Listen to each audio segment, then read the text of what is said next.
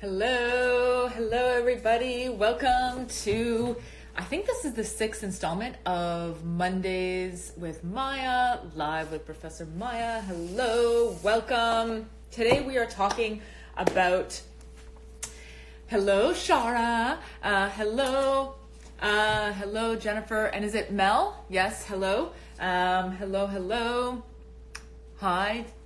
Hi Jess. So today we are talking about male allies. Yay, hello everybody. But I wanted to just recap, hi Amandine, the insane week I had. So for the last, hi Jennifer, for the last Mondays with Maja that we had last week, I mentioned that TED, like the official TED Talk, had written an article about my TED Talk, and it blew up. They wrote this fantastic article. They put it on their Facebook page. It got like, I don't know how many views. I think like 10, I don't know, like 2,500 comments. But now the TED Talk has gotten like almost 25,000 views. What? Like what?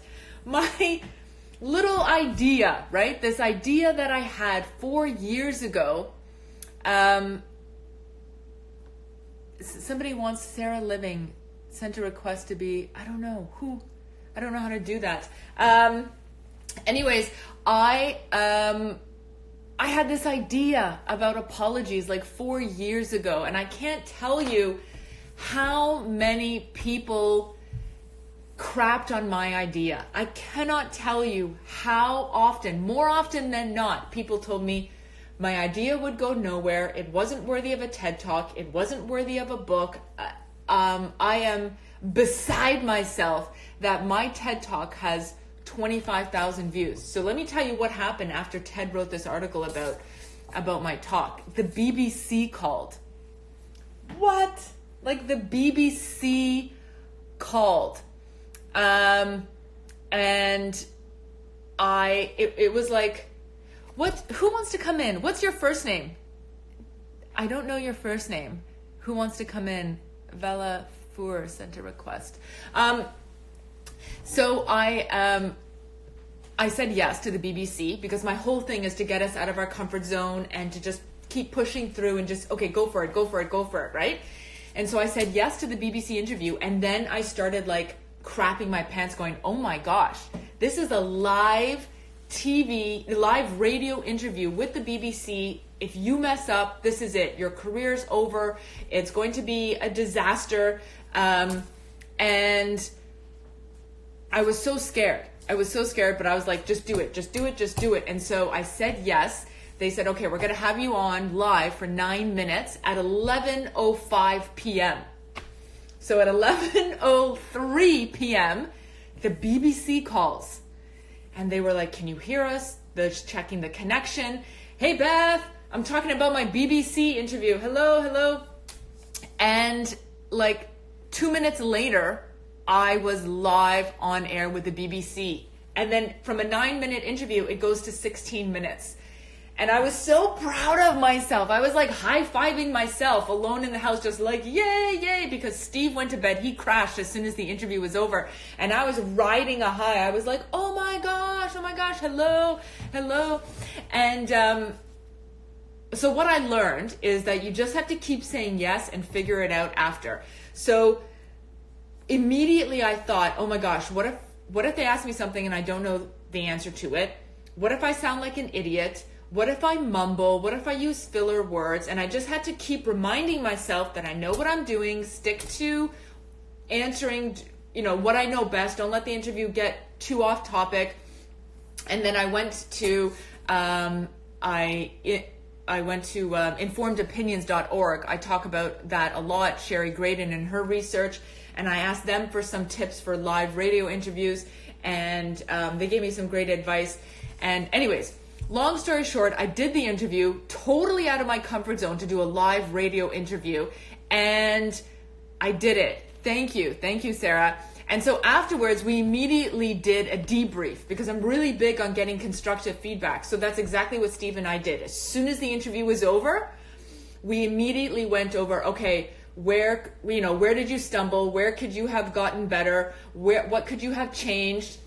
And I realized that I said the word absolutely like 17 times, which is too many times for a 16-minute interview. But I realized that I have a nervous tick in all of my interviews and whatnot.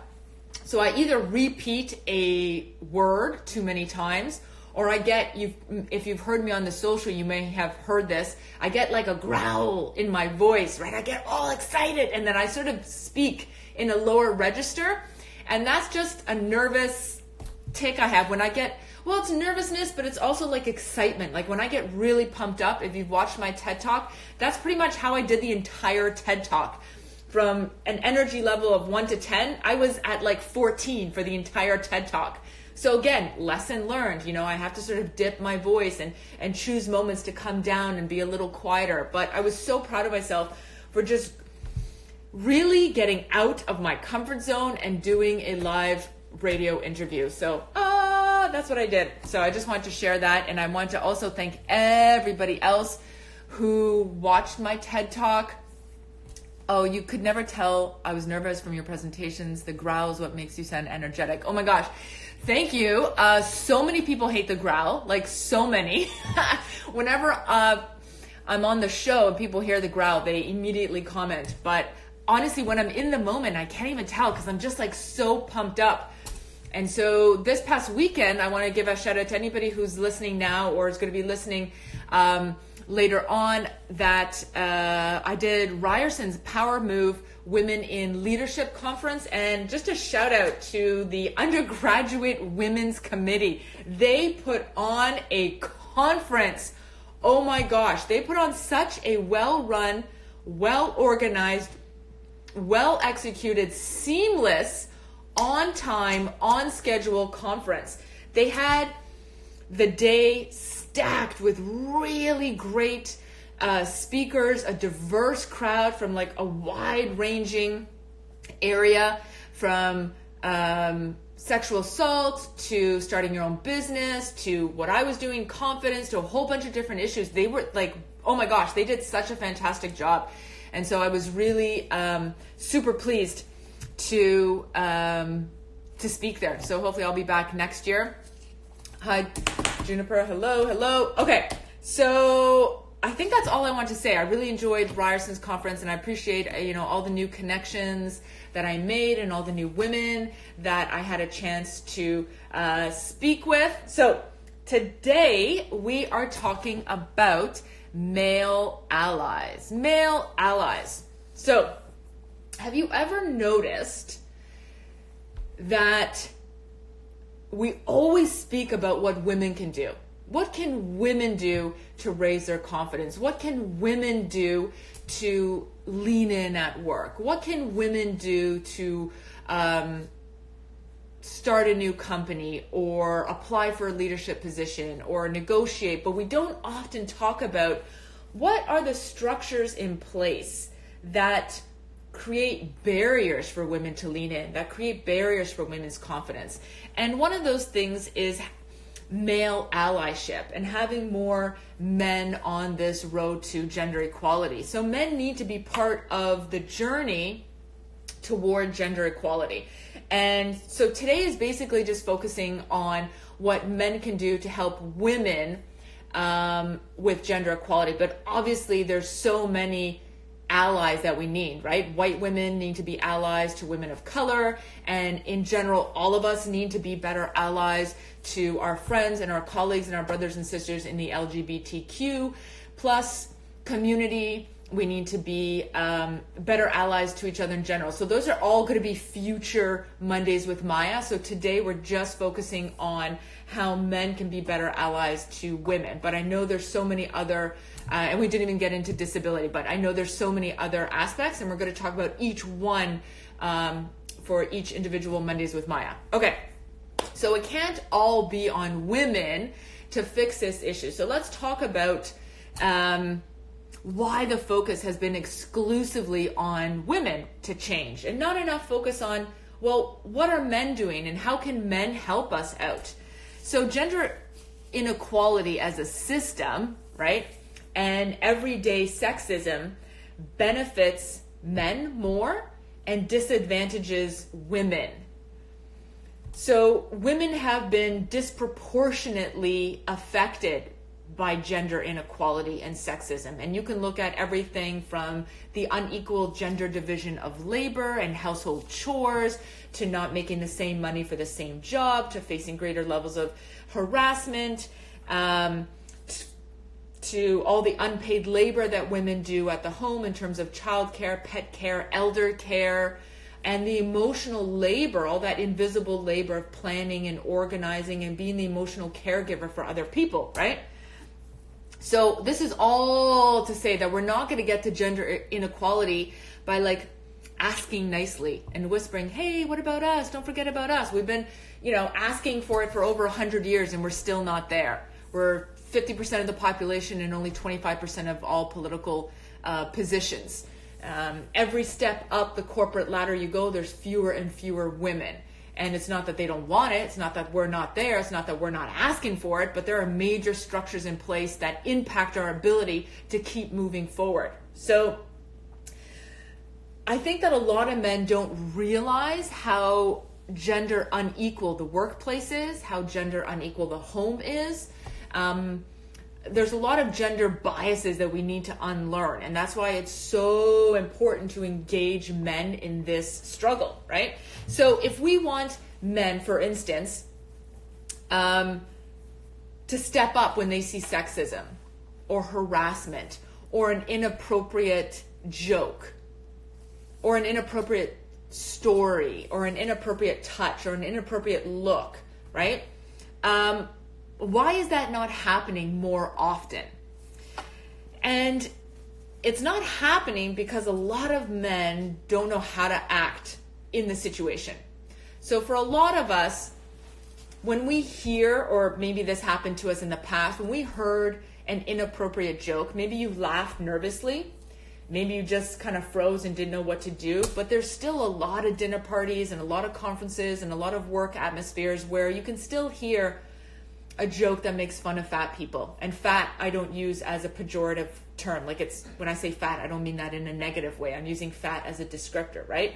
So there's still a lot of fat jokes. There's still a lot of racist jokes. There's still a lot of sexist jokes. There's still a lot of sexist, racist innuendos that go on, and then people just sort of freeze and they don't know what to do. They're awkward in the situation. They don't know if they should laugh, but they don't interrupt it.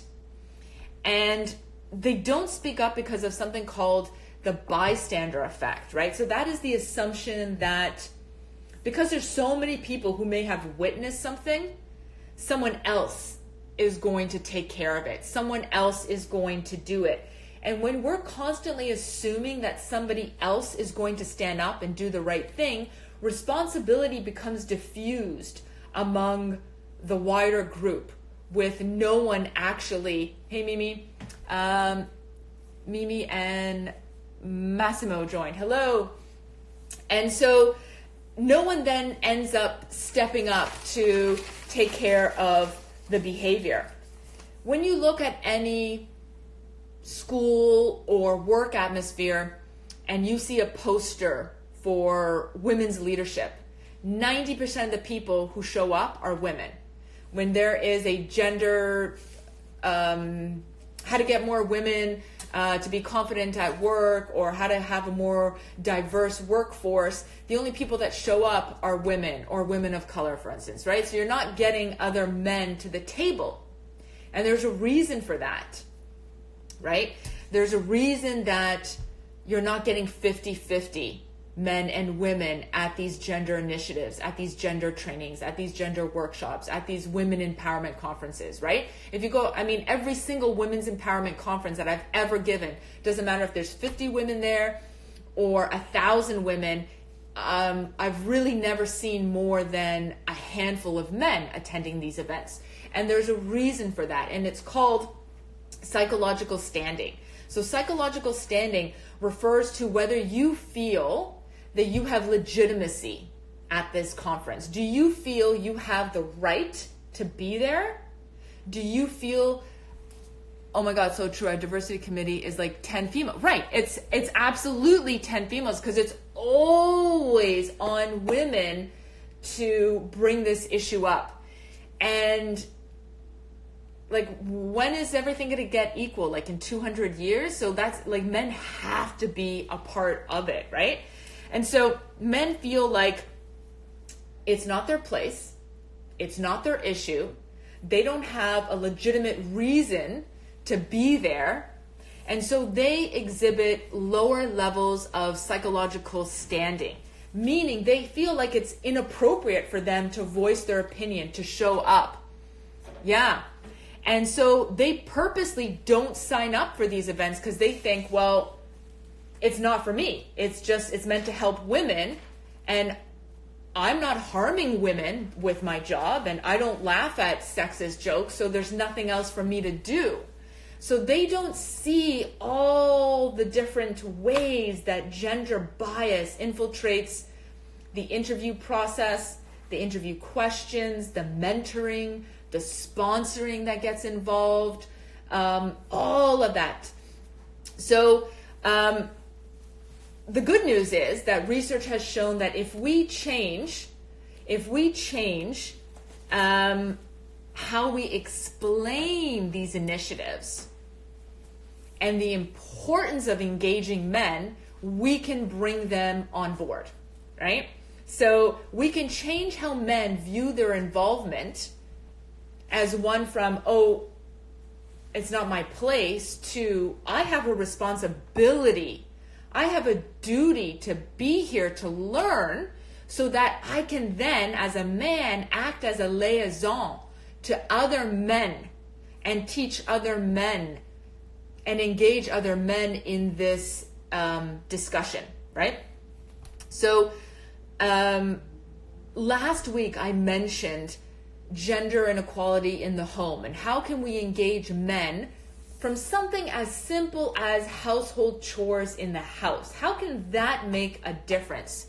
Do you think this should start at a high school level? No, I think this should start at an elementary school level. I think we need to be talking about this and doing this from the earliest age possible. So in elementary school and engaging all teachers and students in this sort of initiative. Research out of Vancouver, right? Research out of Vancouver show that how chores are divided in the home. How chores are divided in the home changes how young girls perceive their career aspirations. So a lot of times when women don't lean in at work, right? It's sort of because they're working an unpaid additional job at home, taking care of the kids. We know that women take more sick days to take care of their children. We know that women take more sick days to take care of elder parents. So we're telling women, hey, be visible at work, go to all those networking events, go golfing with your boss on the weekend, go for drinks with your clients, do all this, make sure you're seen, go in early, stay late. Yeah, okay, that's great. But then who else is taking care of the kids at home? And who's doing the pickups and the drop off and making sure the kids have lunch and bathing them, and who's taking care of the pets and who's taking, all of that. Well, that's still on women. And so we're telling them to lean in, but also expecting them to work a second job at home. So, let's just acknowledge that, right? Okay, so we can begin planting seeds of gender equality in the home. And one way of doing that is by having dad do the dishes. That's what this research showed. If men do the dishes, and their daughters are seeing them do their dishes, the daughters aspire to non-traditional careers. So usually when you ask a little girl, what do you want to be when you grow up? She says, I want to be a teacher, I want to be a nurse, and I want to be a mummy. But when they see their dads helping out in the house on a regular basis, and you ask these girls then, well, what do you want to be when you grow up? Their idea of what they can be changes, it expands, and they start saying, I want to be a CEO. I want to open up my own business. I want to be an entrepreneur. I want to be an astronaut. I want to be an engineer. Completely different career aspirations. And a lot of people think, can't we just tell our daughters, you can be anything you want. Oh my gosh, you're so awesome. Just keep going. Just keep going. Mimi, are you supporting Steve? What is Steve saying? Our support for women must be authentic. And yes, Steve. Thank you. But watching dads do the dishes was more important and more effective than hearing their dad say to them, you can be anything you want to be. Just keep trying. And that's the main difference, right?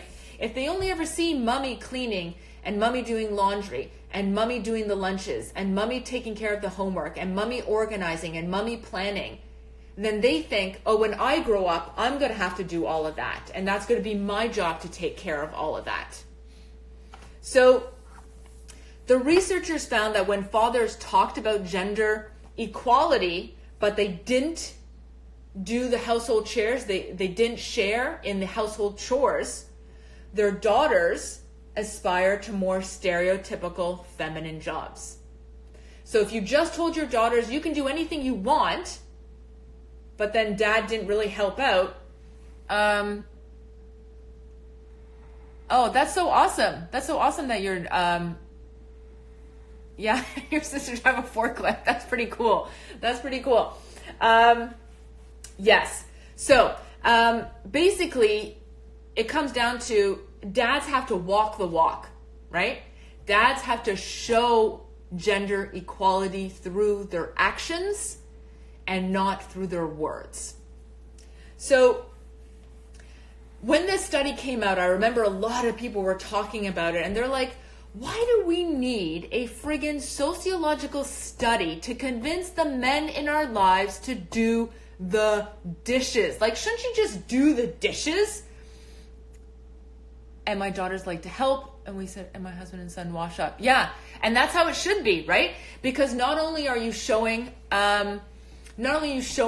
who's this? Simply Sarah. Yeah. Not only are you showing your daughters that it's a shared labor, but you're also showing your sons, this is what it means to be a human. This is what it means to be a partner in this household. This is what it means to be a future partner in your future relationship that we share, right? It's not just all on the women.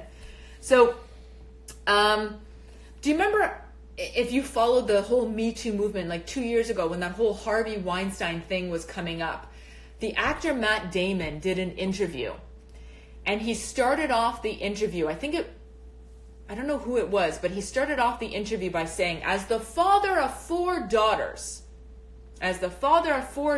I'm disgusted with what Harvey Weinstein did and all the alleged sexual harassment. And it was kind of like, why do you got to be a dad to daughters to think that sexual harassment is wrong, to stand up to sexual harassment? And it's the same thing with, why do you have to have daughters at home? Why do you have to have a sociological study showing that you can change your daughter's career aspirations for you to do something as simple as the dishes, right? Like, men eat off dishes, right? The dishes are dirty. The dishes are in the sink. Maybe you should just do the friggin' dishes, because that's what being a human being in this household means. Like, why do we need a sociological study to show to you that you can raise gender equality and that your women and your daughters can aspire to be astronauts? Like, why do we have to go to that level to get you to be like, maybe I should pick up the dishes, maybe I should vacuum, maybe I should pick up the laundry, right? Like,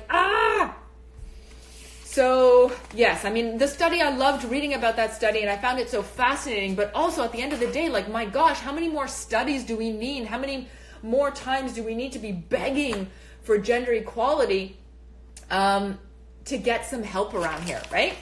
So So what else do we want to talk about?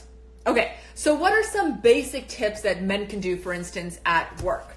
So this could be at work, this could be at a dinner party, this could be at a conference, this could be just hanging out with friends. Number one, give credit where credit is due. That's the first and most important thing that you can do as a male ally. So if you hear a woman at work, at a dinner party, in your group of friends, at a conference, being talked over, being interrupted, or worse, having her ideas or her joke or her stories co-opted, interrupt. Stop that. And it doesn't have to be this really confrontational communication thing. It can be something as simple as, hello, Michelle. It can be something as simple as you saying, oh, I don't think Susan was finished her point. Susan, did you want to just finish what you were saying? Or, oh, I don't think Sue had finished telling her story. Sue, did you want to finish? You don't have to be like, that was so rude. I can't believe you just interrupted a woman. She didn't even finish her story. You know, it changes the whole energy of the place, right? You can just literally say, bring the mic back to the woman who was originally speaking, right? Or that's a great idea. I think Veronica, actually, wasn't this your idea, Veronica? Weren't you mentioning this last week? Like, try to bring the attention back to the original woman who was speaking. Secondly, is encourage women to speak up and voice their opinion. So if you're at a dinner party, if you're at a conference, if you're hanging out with friends, if you're at work, and you notice everybody else has given their opinion, everybody else has spoken up, but one woman, but two women, but a small group of women, gently direct attention back and say, okay, everybody here at the meeting has given their opinion except for Susie and Veronica. Susie and Veronica, did the two of you want to speak up? And just give them that platform, give them that space so that they know that they can speak up. So it's about using your privilege at work or in these conferences. It's about using your privilege not to give voice to the voiceless. I've always hated that phrase because we have voices. Our voices have been stifled for a long time, right? So sometimes there's no room for our voices because it gets crowded out by other people taking up all the space. So it's about making space for other voices to be heard and encouraging those voices to be heard. And on that note, I just read about a book. I just pre-ordered it today. It's not yet available. During a meeting, one man said to a woman coworker, "Can you look at me when you speak, please?" I was shocked and wanted to say he was rude, but I really was shocked. My coworker managed the situation. Like a boss. Why? Where was she speaking? She wasn't looking at him. She was looking to the room. I think I need, you mean he was saying this in a condescending way? Was that what was happening? Get me more context on that. So a new book, get this. So if you're any mummies listening to this, she was looking at the board, and we were brainstorming. Oh gosh. Okay. So that was a power play. That was a power play that was probably meant to throw her off her game. Purposely done or not, but you could hear her. Wow. Yeah, I mean, a lot of that happens, right? Whether it's something that is meant to throw you off a little bit, that makes you nervous, that interrupts you, that makes you forget where you were in your presentation. And we're going to get into another strategy. Let me just write it down before I forget, called amplification. Actually, you know what? I'll talk about it now since it's a good point. So amplification is when, and that's something that men can also help out with. It's not just something that women have to do, but it originally started Mimi, you've probably seen this before, where another woman, when she sees something like this happening, for instance, when she hears her boss say, "Can you speak to me when you're talking?" Another woman then speaks up and says, "Actually, I can hear her perfectly. I think she was speaking because she had to write something on the board." And then a second woman pops up also to back up that first woman. So it's like an amplification of three. But men can also do this. You know, if there's one guy that's sort of interrupting or creating a weird energy tension in the room, trying to, I don't know, some weird power dynamics going on, then another guy, another male ally can jump up and say, no, she's talking to the whole group. She doesn't have to directly look at you. You know, we just need more of these allies. We don't need men and women to come up to us afterwards, after the meeting, and say, oh my gosh, that was so rude. Why did he say that? But yet no one said anything in the meeting. That's when that woman needed help. And so this is a very commonly used strategy to give support and confidence and power back to the woman who was speaking. So hopefully another woman can amplify her, or another male ally. Okay, so let me tell you about this book. It is written by an 11-year-old girl. Her name is Alice Paul Tapper. She is the daughter, if you watch CNN, she is the daughter of newscaster and journalist Jake Tapper. She's an 11-year-old girl. She is a Girl Scout leader. And you know what she started noticing at Girl Scouts and in her elementary school? She was noticing at her young age of 11 that girls were not raising their hand. Girls weren't speaking up. Girls did not want to answer a question in class in case they were wrong. Girls did not want to answer. And so all the boys just filled that vacuum and said, oh, I got the answer. Even if they were wrong, it didn't matter. And so she saw this and she figured, I need to do something about this. I love this, because she was saying to herself, why not me? Why not me? There's a problem. Why don't I try to do something about this problem? How can I contribute? How can I make a difference? How can I get more women strengthening their confidence? How can I get more young girls to raise their hand in class? You know what she did? She wrote a book. I just pre-ordered it. It is coming out March 26th, and the title of the picture book is called Raise Your Hand. Raise Your Hand. So what she came up with beyond writing the book, because she's part of the Girl Scouts, is she came up with a badge that other Girl Scouts could earn if they pledged. White snake, 1313. Oh yes, you should totally go get it. So it is, I can't reach to actually, people want to come in live, but I can't actually reach. Steve, did you want to, we can try to bring in people to this. I've never done this before, but I actually can't reach the phone from here. So she created a badge. Like how ingenious is this, right? She created a badge and girls could earn that badge if they pledged and then showed evidence of this pledge that they could increase their confidence if they pledged to work on their confidence and speak up more in class and raise their hand and speak up and voice their opinion. Like, that's what the whole badge is for, to speak up. And then they had to practice that in the classroom or at Girl Scouts. Speak up, speak up, speak up. Raise your hand, speak up, voice your opinion, and most of all, know that your opinion, your idea, your contribution is valid and worthy. That is so instrumental. I mean, if we can teach our young girls that at 11, can you imagine where they're going to be when they become adults? So check out her book. You can pre-order it. It comes out March 26th, I believe. You can go on to indigo.ca or amazon.ca. And again, her name is Alice Paul Tapper, Tapper. And her book is Raise Your Hand. Raise Your Hand.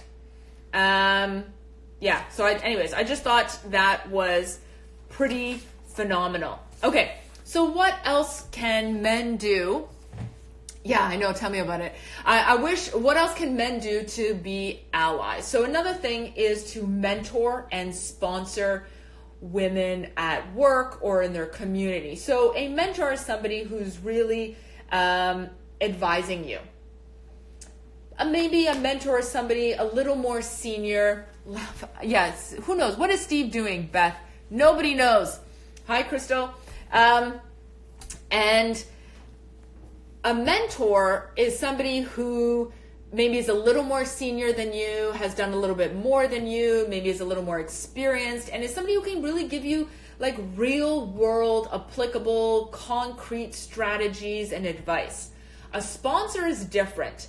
A sponsor is a person in a senior position, a decision maker, a power holder who will advise you, yes, but more importantly, advocate for you. This is a game changer. This is somebody who's going to open key networking doors for you, who's going to vouch for you, who's going to sort of say, I absolutely believe in this person. You need to hire this person. You need to... It's okay, Crystal. You can watch it afterwards.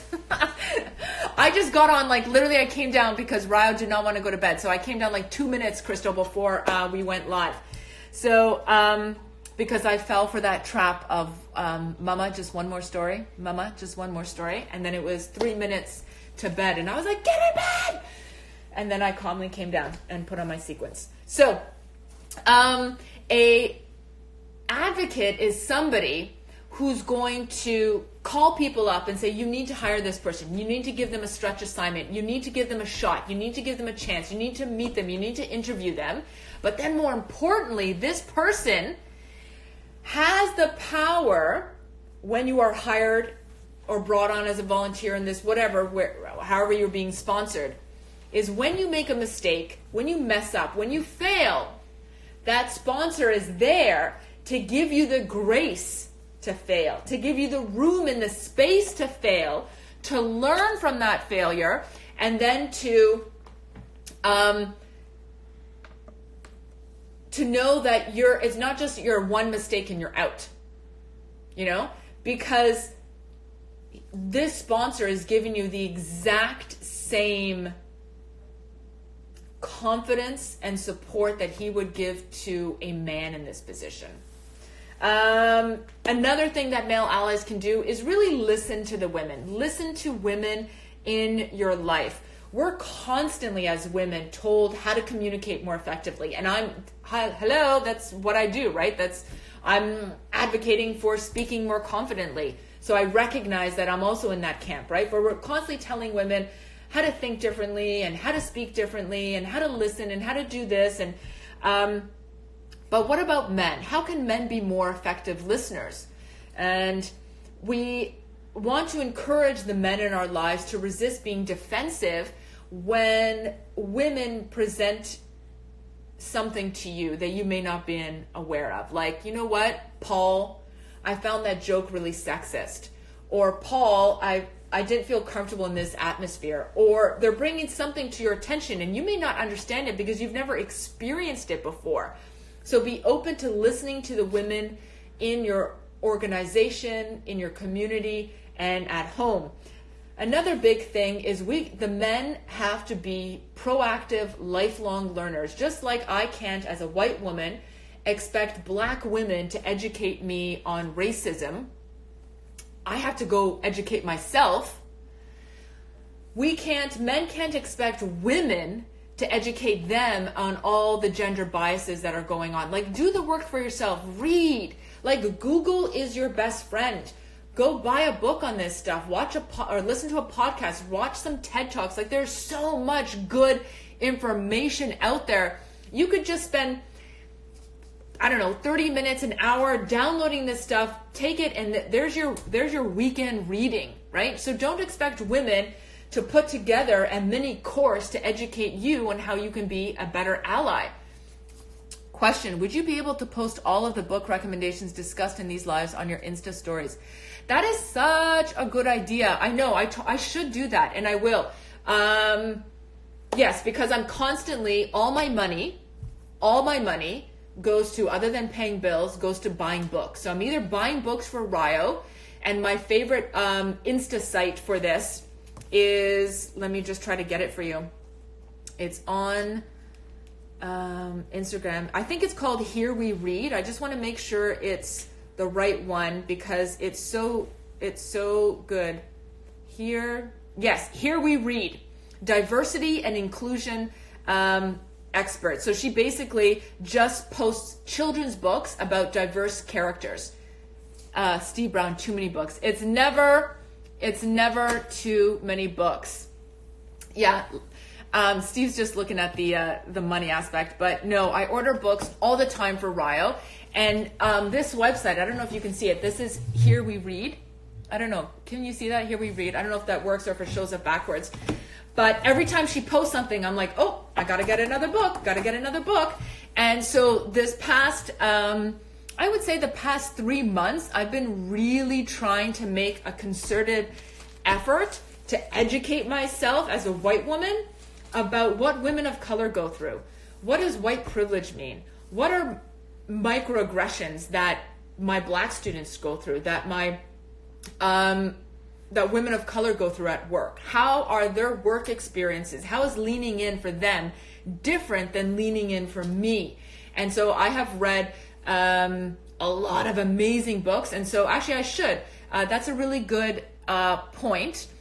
And I should, who made that point? Mel? I should actually, or Manveen, I should post that on my Insta stories, or actually maybe I'll have a little something on Instagram of books for kids that I love, and books for myself on my education. Because the education, you know, I have a PhD in sociology, but I know a lot about this, women's confidence and communication, but there's so much that I don't know. I need to educate myself more on disability rights. I need to educate myself more on, hi Alessandra, I need to educate myself more on racial issues and white privilege and racism and Malia. Am I pronouncing it? Malia? Yes. And I want to read more on trans issues. Actually, I had a student who came out in class last semester as a transgender individual. And I was so thrilled and like, oh my goodness, like this young lady, and that is this woman, those are the pronouns that she wants, felt comfortable enough, felt safe enough to come out as a trans woman in my classroom. So I thought, okay, I must be doing something right to create that atmosphere for her. But then immediately I was like, what else can I do? Was I not doing something last semester that maybe I didn't have somebody come out, or I could have supported my trans students better? And so that's an area that I want to learn more about, right? So there's so many areas that we can educate ourselves. So that was like a long-winded way of saying, read some books on this, listen to some TED Talks, listen to some podcasts, educate yourself on this stuff. Also, if you're working, go look up the policies at work. Advocate for more gender equal policies. Like look up the paternity leave. Do you have paternity leave, or is it just expected to be a maternity leave? Are there gender neutral bathrooms at work? Are there any lactation rooms for breast pumping mothers? Do you have pay transparency? Do you have equal pay for equal work at your work atmosphere? Like there's so many things that you can do. As a male ally, you can also follow the Twitter account, the website of a company called, hi Chantel, at Better Allies. So at Better Allies, ALLIES. And there's actually a book, I haven't read the book yet, on how to be better allies at work, but they go through like blog post after blog post after blog post of all the ways men can be better allies to women at work. Your reflective nature is amazing. Oh, well, thank you, Sandra. No, but it's about shedding ignorance. It's really about shedding ignorance. Like, there's so many intersecting areas in our life, right? We're not just, like, I'm not just a woman, right? I'm a white, middle-class, highly educated woman, first-generation Canadian. So those are all the different ways that I view my world and I view interactions. But that's just one way. You know, what about everybody else who doesn't, you know, who are coming from a different income bracket, a different education bracket, a different cultural bracket? You know, there's all those different intersections that we need to learn about if we want to coexist in this world and be better allies and support each other, right? So I'm putting that onus on me to learn more about that, and I'll share all of my knowledge when I'm done reading these books with you. Okay, so the Better Allies website is great. You can get their book too. So they also share a lot of tips. So one of their tips is speak their name when they aren't around. Speak about the women at your work, even if they're not there. Say, oh, remember that time when whoever had that great idea? Like, speak about them, right? Share your colleagues' career goals with career influencers. So talk about their career aspirations to others who may be able to influence or make a difference in that woman's career. Recommend, if you are a boss at work with power, with decision-making power, recommend that woman for a stretch assignment, right? A stretch assignment is something that may be a little more out of her comfort zone. She can still do it. She's just not used to doing this particular thing, or maybe she's new at it, but it's stretch because she's going to learn, right? She's going to learn. It's also about inviting women to high-profile meetings. It's about endorsing them publicly in front of people. I vouch for that person. That person is doing an amazing job, right? Have them deliver project updates. Introduce them to conference organizers. I'm just going to read off some of the top ones. If you know a woman is giving a presentation for a meeting, ask her if she wants to do a dry run with you. Does she want to do a practice presentation? You'll be there as an audience member to help give her tips. If you are ever in a position to speak at a panel, at a conference, in a meeting, always find out who else is going to be there at that meeting, because you never want to be speaking somewhere where it's just like 5 white guys speaking, because that doesn't reflect our reality. So find out, is there going to be a woman speaker? Do we have a woman of color? Do we have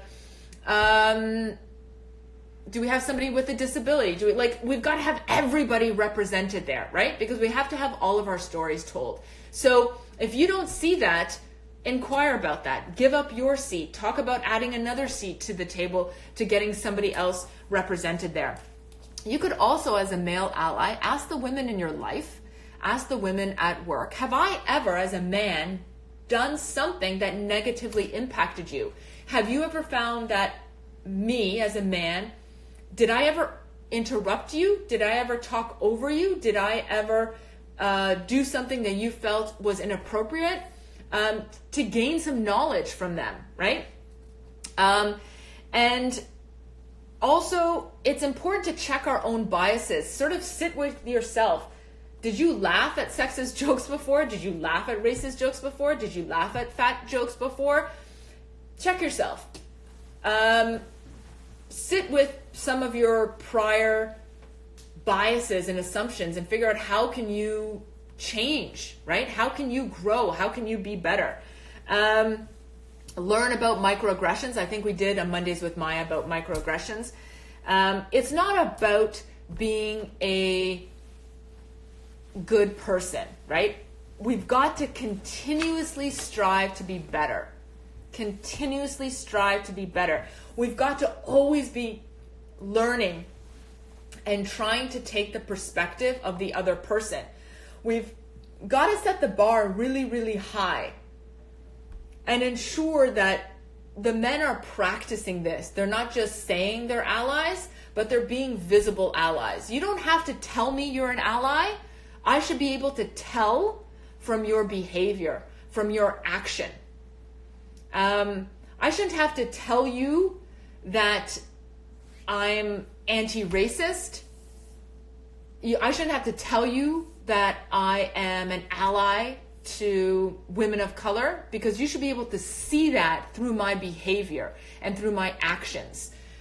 So words are not enough, right? We really need to set the bar higher and continuously be striving to educate ourselves about all of our biases and figure out how can we get and be better.